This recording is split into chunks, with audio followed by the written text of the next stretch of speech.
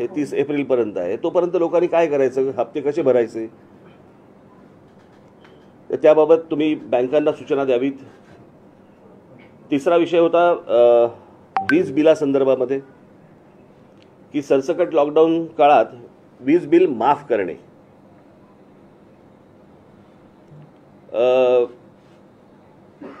जे व्यावसायिक आहेत त्यांना 50% व्यवसाय कर म्हणजे GST बाबत राज्य सरकारने सवलत द्यावी आणि या बाबतीत केंद्र सरकारशी बोलून घ्यावं. खरं तर केंद्र सरकारकडनं अनेक GSTचे पैसे यायचे बाकी आहेत, परंतु किमान आता लोकांना दिलासा मिळणं गरजेचं आहे, दिलासा देणं गरजेचं आहे.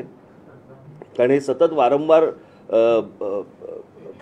तुमच्या काय रुग्णांचे आकडे वाढणं आणि मग तुम्ही लॉकडाऊन लावणं आणि हे सततचे काही प्रकार योग्य होणार नाहीत.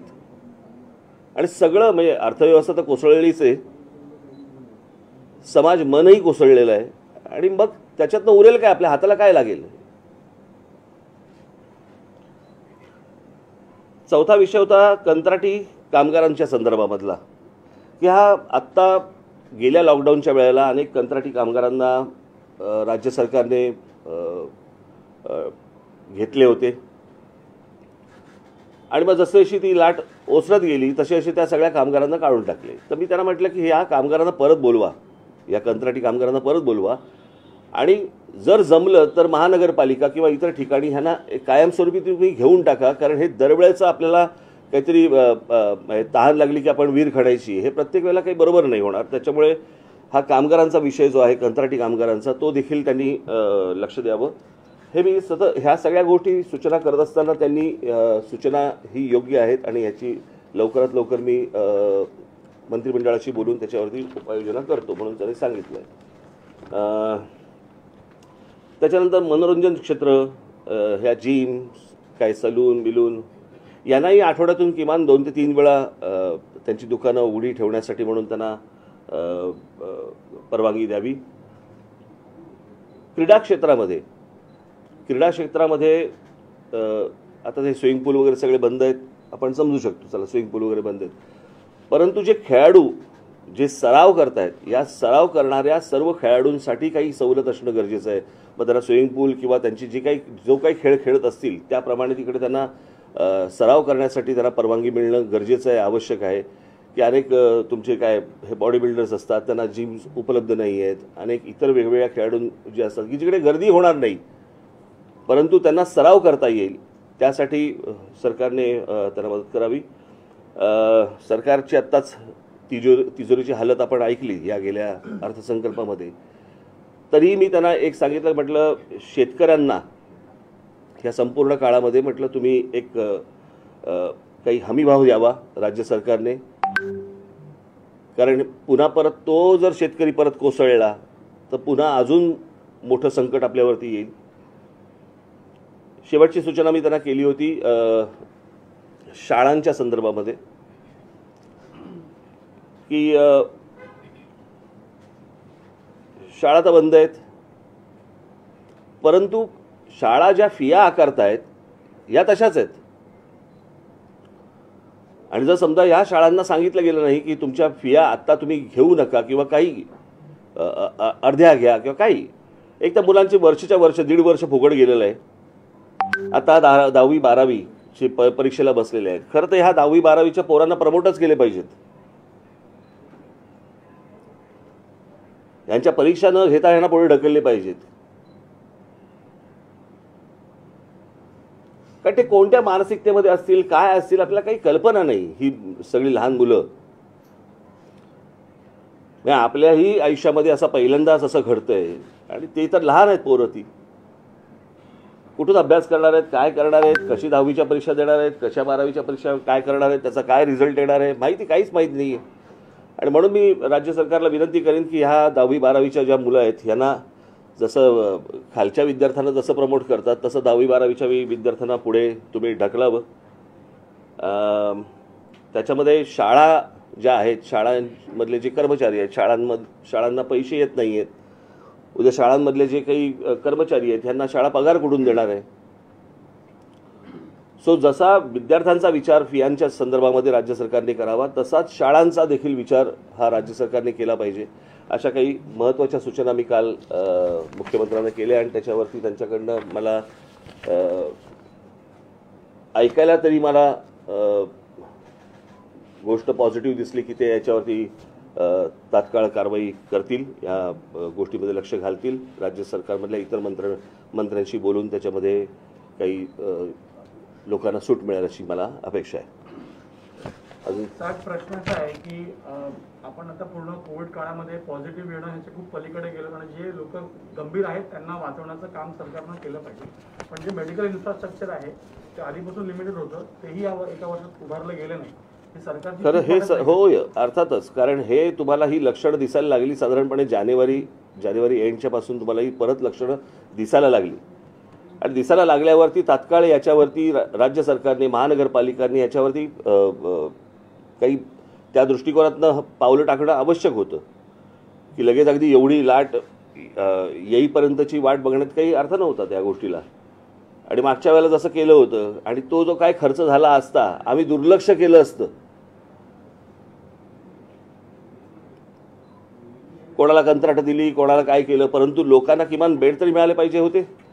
आज सगळ्या हॉस्पिटल्समध्ये जर परिस्थिती तुम्ही बघितली तर आज जवळपास सगळी हॉस्पिटल्स बेड्स देत नाही आहेत, बेड्स असून देत नाही आहेत.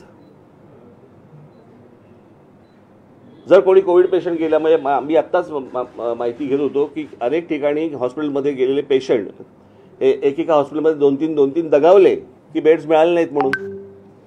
आणि हॉस्पिटलकडे बेड्स असताना जर समजा ते युटिलाइज होत नसतील, जर ते वापरले जात नसतील, मग ही हॉस्पिटल करायची काय? एक तर ही महानगरपालिकांच्या जमिनींवरती उभी आहेत, महानगरपालिकांचं पाणी, वीज, राज्य सरकारच्या सगळ्या सवलती यांना सगळ्या गोष्टींच्या मिळत असतात. आणि त्याच्यानंतर जर ज्या वेळेला तुम्हाला राज्यावरती ज्या वेळेला संकट येतं त्यावेळेला ह्यानी हात पुढे नको करायला. मला ते तिकडे ठाण्याच्या एका कुठचं अपोलो हॉस्पिटल का काहीतरी तिकडे ग्लोबल हॉस्पिटल तिकडे किती बेड्स दाखवत आहेत? 1000 बेड्स आहेत दाखवत आहेत.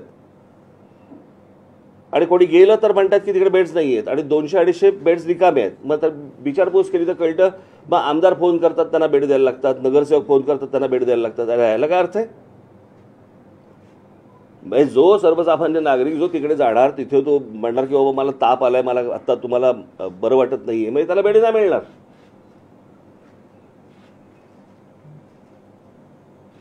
आणि राज्य सरकारने ह्या सगळ्या गोष्टी सक्तीने करणं गरजेचं आहे. यांना आत्ता ह्या गोष्टींच्या जाणीवा जर नसतील या हॉस्पिटल्सना आणि वगैरेवर, तर जाणीवा करून दिल्या पाहिजेत. आमची जाणीवा करून द्यायची पद्धत वेगळी आहे, परंतु ही काही ती वेळ नाही. त्याच्यामुळे आम्ही आत्ता त्या वाट्याला काही जात नाही आहोत. परंतु जे हॉस्पिटलचे जे कोणी बघणारे लोक असतील त्यांनी या गोष्टींचा नीट गांभीर्याने विचार करणं आवश्यक आहे. तसं तुम्ही महत्त्वाचा मुद्दा सांगितला, 10वी आणि 12वीच्या विद्यार्थ्यांना सरसकट वर्गोन्नती देण्यात यावी, तसं आपल्यापर्यंत दिलेली.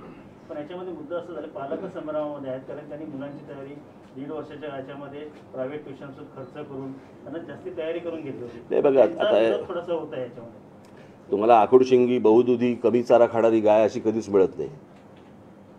तुम्हाला कुठेतरी काहीतरी गोष्टींवरती थांबावंच लागतं. म्हणजे तुम्ही ट्युशन्स क्लासेसला दिलेल्या फिया बघायच्या आहेत का? उद्या तुमच्या डोक्यावर मुलांच्या मनावरती झालेल्या परिणामामुळे जर समजा कमी मार्क पडले तर त्याच्यानंतर परत बोंबलायचं. काहीतरी एक गोष्ट आपण बघितली पाहिजे ना. गेल्या वर्षभरात आपण काही शिकलो नाही असं वाटतं आपल्याला. राज्य सरकारने जी परिस्थिती गेल्या वेळेला होती, राज्य सरकार सुद्धा पूर्ण विसरलं की कोविड पुन्हा येऊ शकतो. नाही, नुसतं हा एकट्या राज्य सरकारवरती पण बोलून चालणार नाही. हा देशाचा विषय आहे. आज लाट इकडे आहे, उद्या लाट दुसरीकडे येईल, परवा लाट तिसरीकडे येईल, काही सांगता येत नाही. मला असं वाटतं की या आरोग्य या विषयावरती राज्य सरकारांनी सर्व आणि केंद्र सरकारने गांभीर्याने विचार करणं गरजेचं आहे की त्याच्यासाठीचं बजेटमधली तरतूद जी आहे ही देखील मोठ्या प्रमाणावरती येणं आवश्यक आहे. कोविड वॅक्सिनेशन केंद्र सरकार म्हणते की महाराष्ट्र, पंजाबमध्ये मोठ्या प्रमाणात कोविड पेशंटची संख्या वाढते, पण इतर राज्यांसंदर्भात काही होताना दिसले नाही. मी मगाशी बोललो तो विषय, मी सुरुवातच त्याने केली. कोविड वॅक्सिनेशनचं जर बघितलं गेलं, आता देशामध्ये फक्त कोविशिल्ड आणि कोवॅक्सिनच आहे. मॉडर्ना, फायझर सारख्या ज्या इम्पॉर्टंट वॅक्सिन्स आहेत त्याला ट्रायल कम्प्लीट झालेलं आहे, त्यांना केंद्र सरकार परवानगी देत नाही. आता तर वॅक्सिनेशन वाढवलं पाहिजे, तर यांना परवानगी नाही दिली पाहिजे. ते मला इतक्या टेक्निकल गोष्टीमध्ये मला काही कल्पना नाही की केंद्र सरकारने का नाही म्हटलंय आणि बाकीच्यांना का हो म्हटलंय, मला याची कल्पना नाही. परंतु वॅक्सिनेशनची प्रोसेस वाढवणं मोठ्या प्रमाणावरती करणंही आवश्यक आहे, यामध्ये काही दुमत नाही. आणि त्याला वयाचं बंधन नसावं वॅक्सिनेशनसाठी, हेही मला असं वाटतं गरजेचं आहे. हो, त्यांच्या तर परीक्षा किती वेळा पुढे ढकलल्या.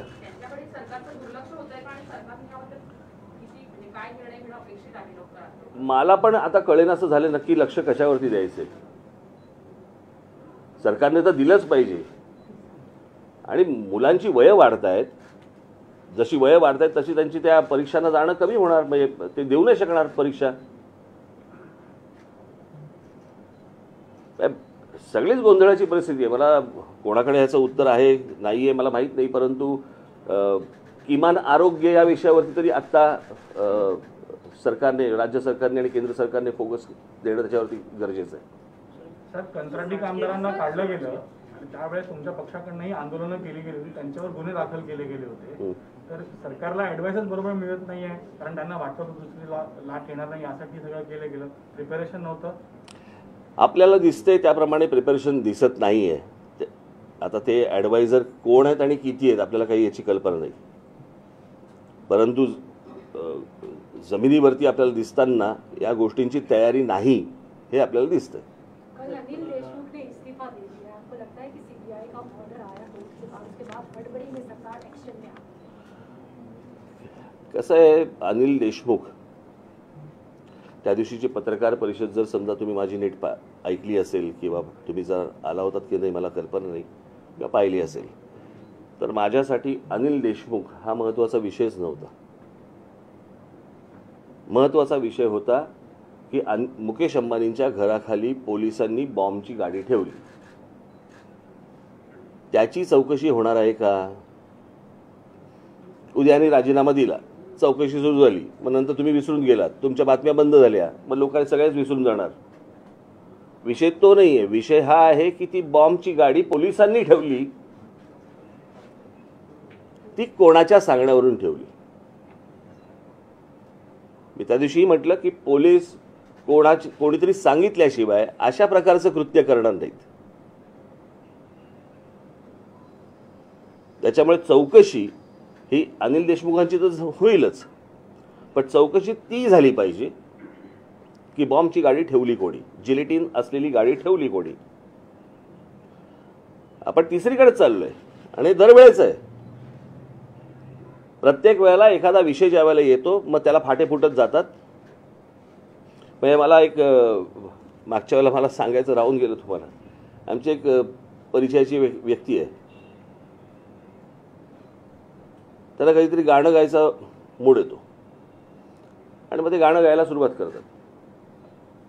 आणि गाणं गायला सुरुवात केली की मग ते तान देतात जोरात, आणि ती तान इतकी जाते, इतकी पुढे जाते, इतकी जाते, नंतर ते मूळ गाणं विसरतात.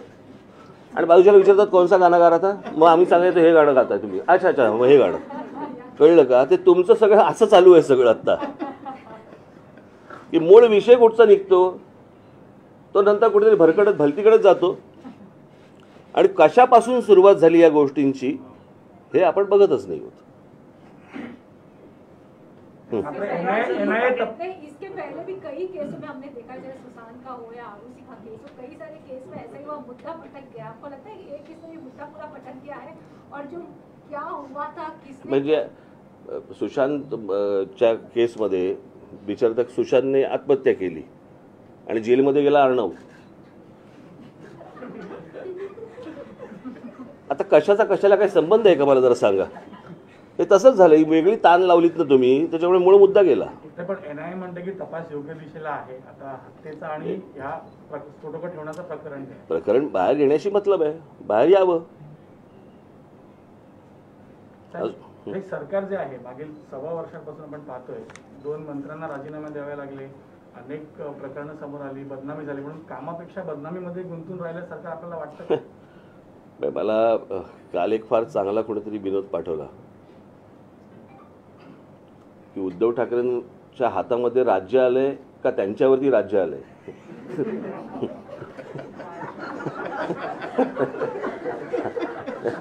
हातामध्ये राज्य आलंय का त्यांच्यावरती राज्य आलंय? सर, आता 30 तारखेपर्यंत हे कठोर निर्बंध आहेत, परंतु शासनानं ते फ्लेक्झिबल ठेवले आहेत.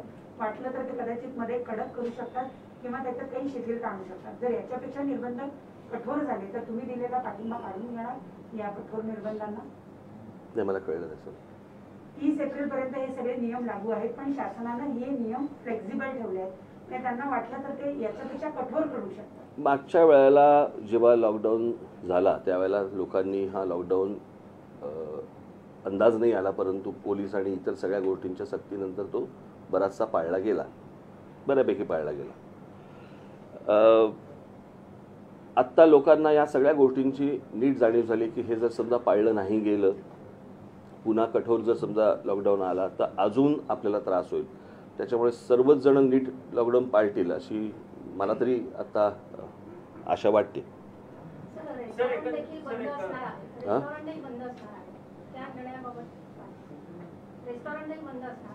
मग काय करू मी?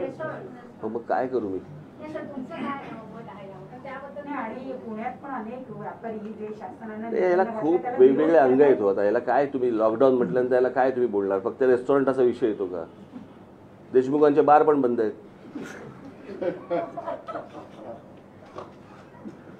सर, गृहमंत्री अनिल देशमुखांचं डिपेंड करायला शरद पवार साहेब समोर येतात, दोनदा पत्रकार परिषदा घेतात त्यांच्या संदर्भातल्या, आणि आता पुन्हा त्यांना आता राजीनामा द्यावा लागतो नैतिकतेच्या मुद्द्यावरून. त्यांची नैतिकता उशिरा सुचली आहे का? आणि एकंदरीत शरद पवारांचं हे अपयश आहे का? कसलं अपयश याच्यामध्ये? त्यांनी राजीनामा दिला नाही, कसं आहे या सगळ्या याच्यामध्ये तुम्ही थोडासा वेळ देणं पण गरजेचं आहे. की एक काय तो कोण कमिशनर होता? परमबीर सिंग यांना 100 कोटीचा साक्षात्कार त्यांना काढल्यावरती का झाला? आणि समजा काढलं नसतं तर ते ही गोष्ट बोलले असते का? तर ती गोष्ट तपासून घेणं पण तितकीच गरजेची आहे. पण ते जे बोलले की तुम्ही बारमध्ये आणि रेस्टॉरंटमध्ये जाऊन तुम्ही पैसे गोळा करा, लांछनास्पद आहे. पण त्या बदल्यांचाही बाजार केला गेला स्वतः ते केला. तुम्ही आता काही नवीन पत्रकार आहात का? हे बदल्यांचे बाजार होतातच ना. एकदा मंत्रालयामध्ये जर समजा तुम्ही कान दिलेत, आता मला फार बोलायला पण तुमच्याबद्दल लावू नका. तुमचेही अनेक लोक तिकडे असतात बदल्या घेऊन. असं 40 दिवसामध्ये दोन मंत्र्यांचे राजीनामे सध्या ह्याच्यामध्ये बघायला मिळाले आहेत, आणि एकीकडे विरोधक म्हणतात की आणखी नाही असेच राजीनामे याच्या पुढे देखील बघायला मिळतील. तर कोरोना परिस्थिती गंभीर आहे आणि याच्यामध्ये हे राजकारण येत आहे. आता आपण करोनाबद्दल बोलू, करोनामधनं बाहेर येऊ. असं 40 दिवसामध्ये 2 मंत्र्यांचे राजीनामे सध्या सत्ताधारी पक्षांचे बघायला मिळतात. आता मिळतात म्हणजे केलंच काम तसं तर मिळणारच ना तुम्हाला बघायला. तसं जर अजून झालं तर अजून मिळतील. राज्य फक्त सत्ता पाडण्यासाठीच प्रयत्न करते. जनतेचे हे बघा, पहिली गोष्ट, सत्ता पाडण्यासाठी जर समजा प्रयत्न होत असतील तर त्या मंत्र्यांकडनंही काहीतरी कृत्य होतंय ना. कळलं का? ती काय इमारत आहे का खालचे पिलर काढले? त्या मंत्र्यांकडनं असं काहीतरी घडतंय ज्याच्यातनं त्यांना राजीनामे द्यावे लागत आहेत.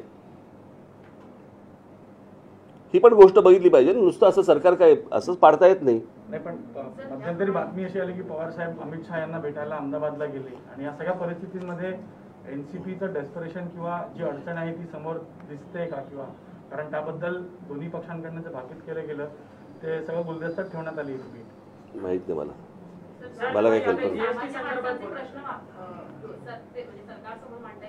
काय मी ज्याच्यासाठी मोळ घेतली ना पत्रकार परिषद, त्याच्यानंतर तुम्ही ताण मारताय.